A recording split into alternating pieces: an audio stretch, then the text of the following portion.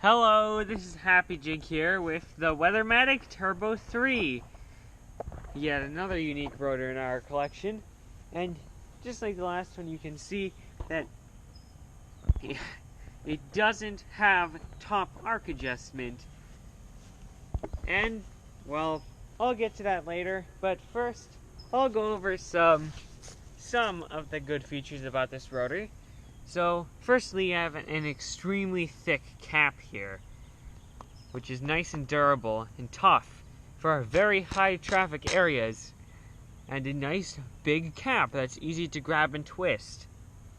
And again, a unique bottom, similar to the last rotor we filmed.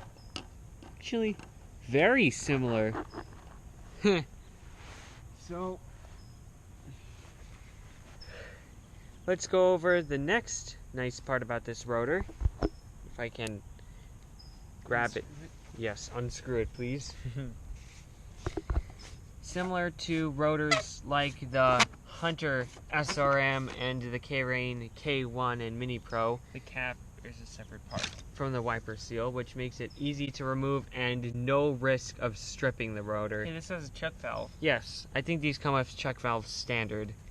Or at least we bought it with one. No, I didn't get one of a check valve, but they might be standard. Who knows? Someone.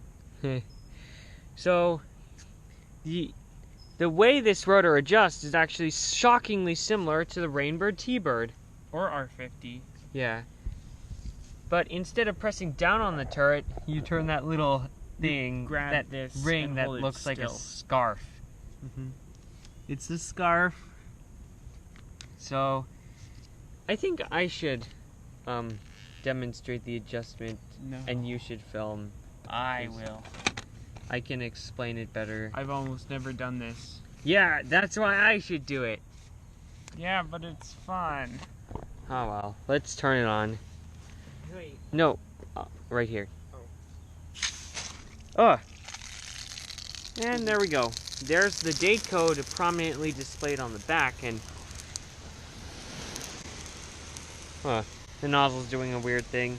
What's doing weird thing? See? Now, let's adjust it.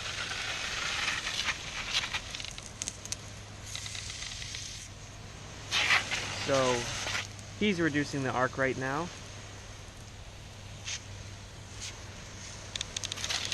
And now he's adjusting one of the stops.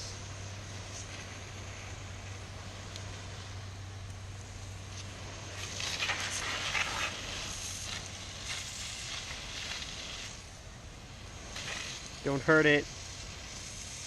I think it's at its minimum arc.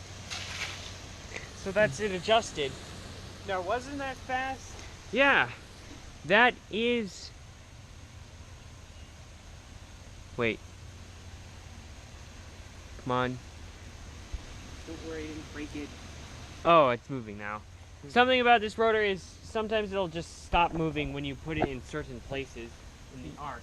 Which is At least temporarily. Yeah. One problem with it. But It'll start moving again. It just takes a second, so you think you broke it when you really didn't. Is this rotor vandal resistant and non-strippable? I don't think it's non-strippable, but I'm not willing to find out. No, I think it is. Who knows? I do. Maybe. Yeah. I don't know what's going on with the nozzle, but for some reason it's spraying water up onto the cap. Yeah, it's at its minimum arc. So, See, it just takes a second for it to start moving again. So to better I think. explain how we adjusted it, Oh, it did actually stop moving. So you need to help it move. yeah, I'd recommend moving it to one of the stops to get it to start moving again. Yeah, wait.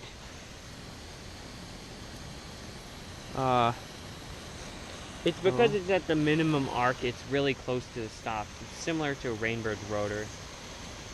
Yeah, there, now it's moving. So, I should explain what we just did. So, let's start with the right stop. This is a fixed right stop rotor. But it's not fixed, because if you force the turret against either of the stops, It just by shifts twisting it. the arc. Yeah, like a Toro rapid set rotor.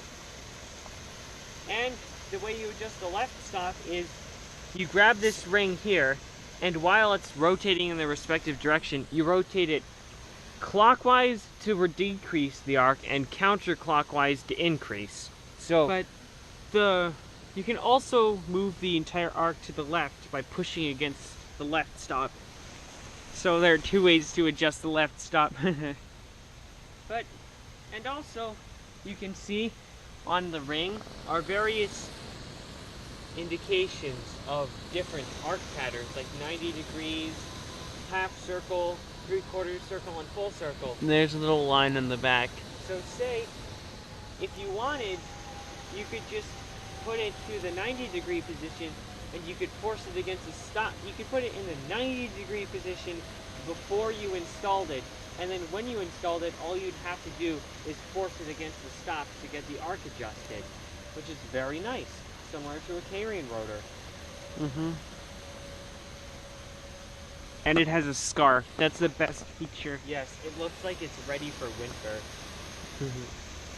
Now get some footage of the nozzle. Whoa, don't do that. There's your nozzle footage. So, yeah. I think it has a low angle nozzle right now. It does. I think the last time we really used this rotor, it was crank under some trees, so yeah. They used to make a version of this rotor called the T1, which had a half-inch inlet and accepted red nozzles. That was their mini rotor. Kind of like the Signature 5500, but that got discontinued. It did? Yes. They make a similar one called the T35.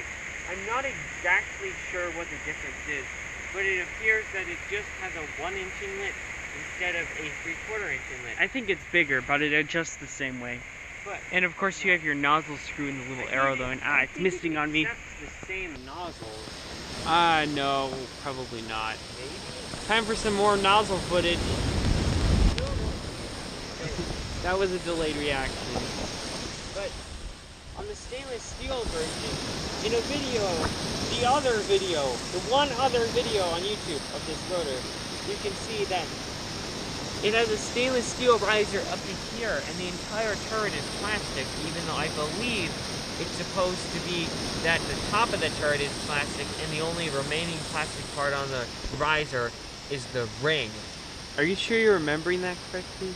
Well, that's what was in that video, and on Weathermatic's website, they always show it with the turret being stainless steel, so that's a little strange. And they also make a version of this rotor called the CT70, which, well, is basically the rotor's bigger brother. It adjusts exactly the same. It looks almost exactly the same, too. But it has a 1-inch inlet and accepts larger nozzles. So I guess we'll leave you a little bit just riding on top of this thing. I'm gonna pop it down with the GoPro on top. Ah, it peed on me!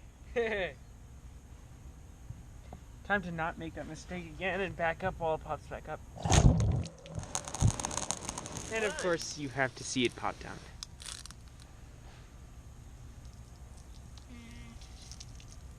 So yeah, that's another one of my favorite rotors. And there's your pull-up slot.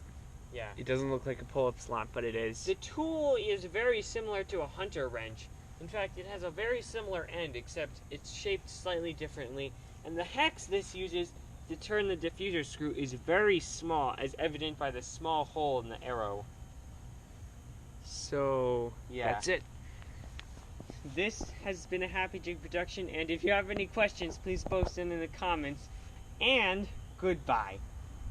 Goodbye.